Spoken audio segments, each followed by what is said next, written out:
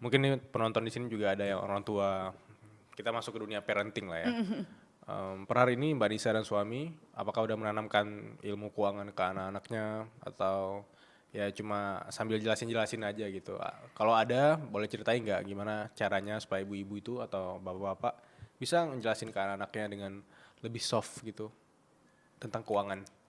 Tentu saja sudah, dan nggak mesti ngajarin uang. Kita diajarin uang gak sih waktu kecil? Bila diajarin uang nggak waktu kecil? Secara spesifik ya enggak deh. Tapi kamu nabung kan pasti di celengan. Disuruh tabung ya. Disuruh nabung di celengan. Aku tuh nabung di sekolah, pakai buku tabungan ya kan. Di mana-mana kita tuh disuruh nabung. Apakah kemudian pas fresh graduate kerja kita jadi bisa menabung? Tentu tidak ya. Yes. Ternyata diajarin nabung itu tidak terbukti menjadi orang yang bisa nabung di masa depan. Iya kan? Setuju. Nah, jadi ternyata banyak banget poin-poin yang harus diajarin ke anak dulu sebelum ngajarin nabung gitu.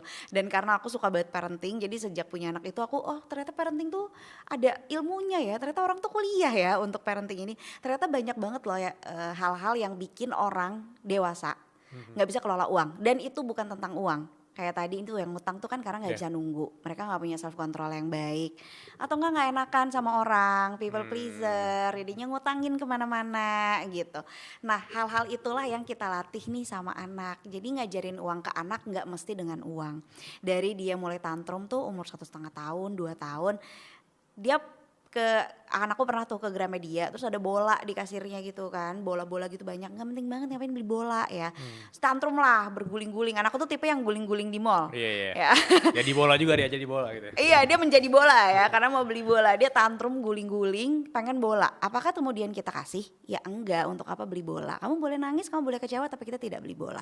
Dan itu kan sering ya kejadiannya. Jadi aku adalah ibu-ibu di mall yang menungguin anaknya guling-guling, yang dijudge sama masyarakat karena kayak anaknya nangis kok didiemin. Ya memang didiemin, kan dia sedang mencoba meregulasi emosinya sendiri, dia sedang menerima kenyataan kalau dia kecewa, dan aku sebagai ibunya tidak belikan gitu ya. Kita punya hal-hal, punya waktu-waktu tertentu di mana dia bisa beli sesuatu, dan kalau bukan waktu itu nggak boleh beli.